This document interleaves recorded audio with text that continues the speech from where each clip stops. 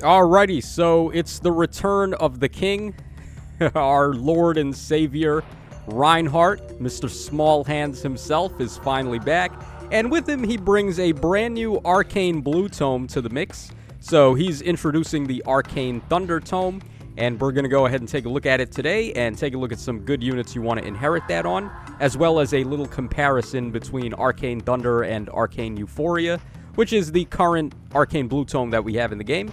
So let's start by taking a look at Arcane Thunder here. So this weapon has 14 might and 2 range, of course. It's got -1 special trigger. At the start of combat, if your HP is over 25%, you're getting all stats of 5, special acceleration per attack, and also you nullify the enemy's bonuses to speed and res during combat. Also, if your speed is better than the enemy's res, then you also get full null follow-up. So it's a pretty solid weapon. It's very nice for fast units, of course, because we're getting the null follow-up effect. We're getting a lull effect to speed and res without stat drops.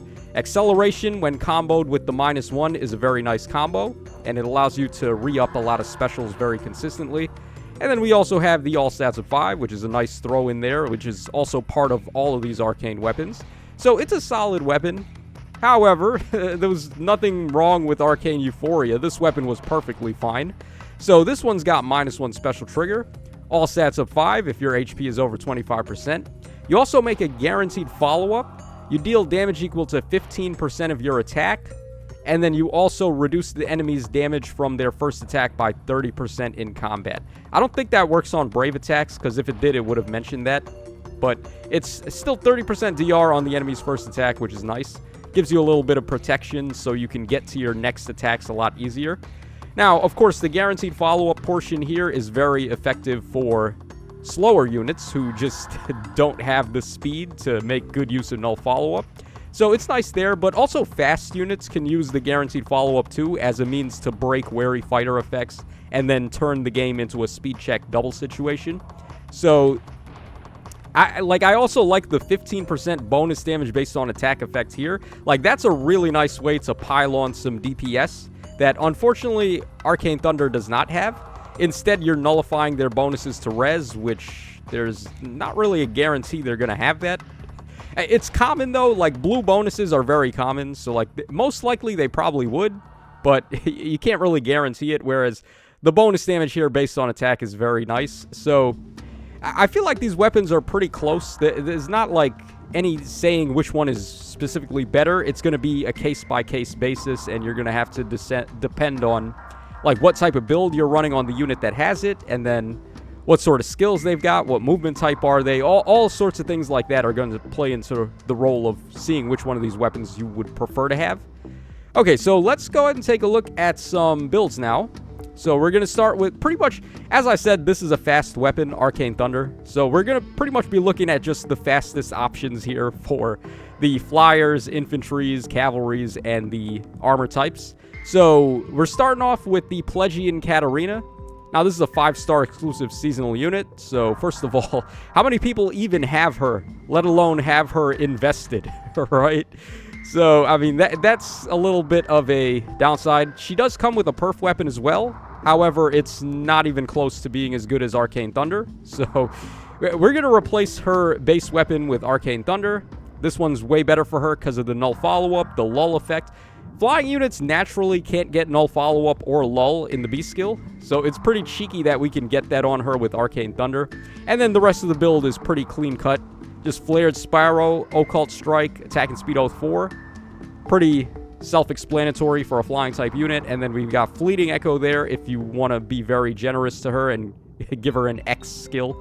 So she gets some DR on initiation. And then Ruptured Sky is very easy to activate on this build because we have -1 and acceleration. So even in the event that the enemies have guard, doesn't matter. We're still going to get to our Ruptured Sky.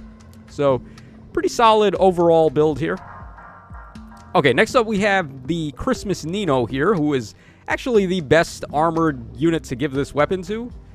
Now, the downside is that, once again, this is a seasonal 5-star exclusive unit.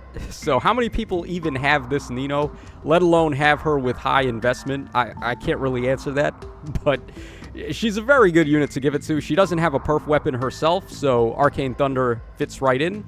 And what's really nice is that it's not competing with any of the other effects that we have here. Like, one of the issues I have with arcane weapons on armored units is that it has a lot of, or at least a lot of them have redundant effects with a lot of the armored beast skills. Like, for example, Savvy Fighter 4, which has null follow-up. This weapon already does that.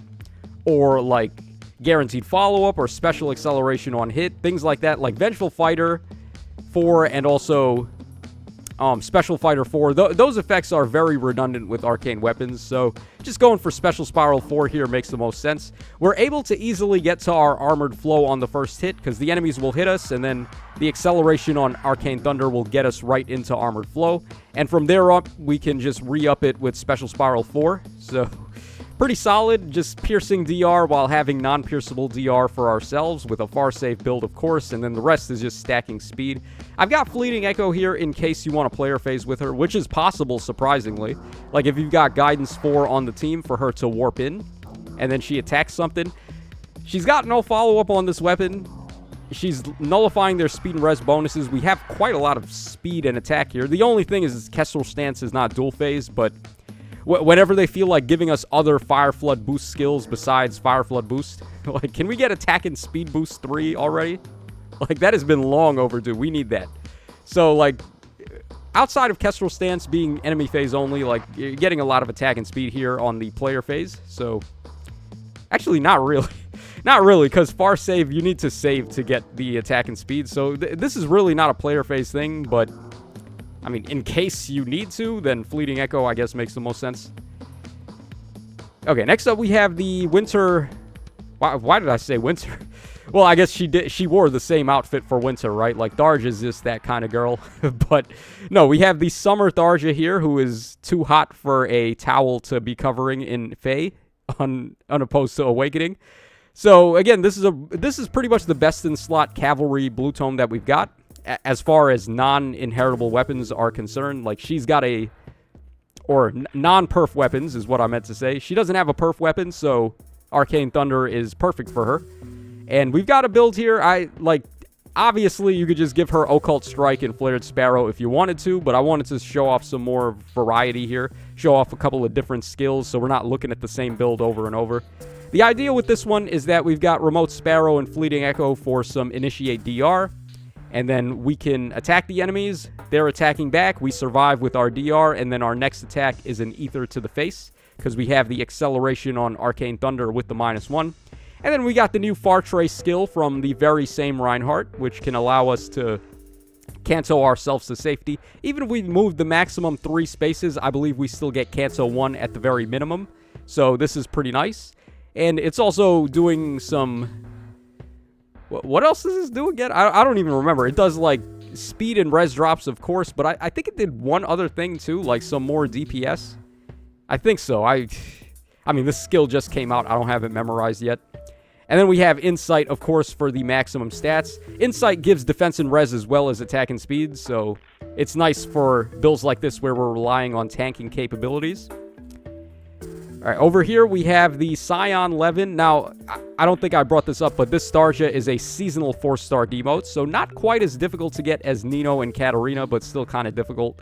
And then this Levin as well is another 4-star seasonal demote. So unfortunately, a lot of the best in slot blue tomes are seasonal at the very least, but these two are demotes, thank God. So here I wanted to show off an AoE build. This weapon is really nice for spamming AoEs. Unfortunately, with Special Spiral 4, we don't nullify DR on the AoE, which would have been really nice, but it doesn't work that way. Still, we'll take it because we need the -2 after combat. We got Infantry Pulse 4 there to get -1. The weapon already has -1, so then all you got to do is find out how you're going to get the remaining -2 to get your Blazing Wind ready, and you should be good to go. So, Life and Death doubled up on that, so we get the maximum visible attack for our Blazing Special. Death Blow should go without saying. We just want to pile on DPS here. We don't care about Fleeting Echo's DR in this case. And then, of course, Special Spiral 4 will let us loop Blazing Wind over and over after we get it off the first time. The acceleration on hit and the -1 on this weapon, coupled with the lull effect, is very powerful with a Blazing Special. So that's why I wanted to show this build off. But, I mean, it's not necessarily the best build for the weapon or for an infantry type. Now, this is a little bit more in line with what you would expect. Unfortunately, speed and res tempo does not exist yet, at least the level 4, so we got to run attack res tempo for now.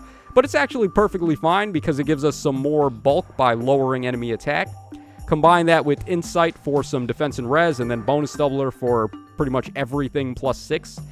We got finish there for some bonus damage and also the attack and speed, and then flare can heal us after we take a little bit of damage and we like get below the certain threshold. I think it's 70% HP, then we start healing with flare. So pretty good.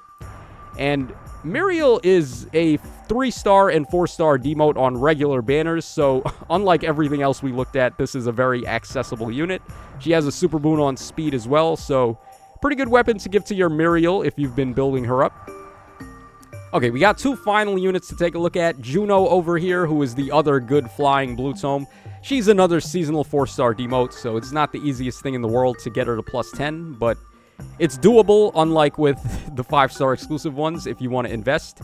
So here we've got more of a typical flyer build. We've got Deadly Miasma this time instead of Flared Sparrow, just to have a build that has it. Now, the lull effect on Deadly Miasma is a little redundant with Arcane Thunder because this one nullifies any foe bonuses on all stats, while the weapon is doing it specifically for speed and res. So we're also nullifying their attack there, their attack bonuses, and we're also doing all stats -5 against any enemy in combat. So that's already pretty good. I feel like that warrants being able to use this. It also does the 7 chip damage thing after combat and sets up the miasma tiles. So it's pretty cool. Remote Sparrow, because we can't unfortunately run Flared Sparrow with Deadly Miasma, but I mean, it is what it is. So Remote Sparrow and Fleeting Echo for some Initiate DR. We got Occult Strike for a lot of player phase potential there with the amount of damage you can get out of this. And then Ruptured Sky should make the most sense for the special. Pretty clean-cut build here. And then finally, we have the Tempest Trial Veronica from the Valentine event.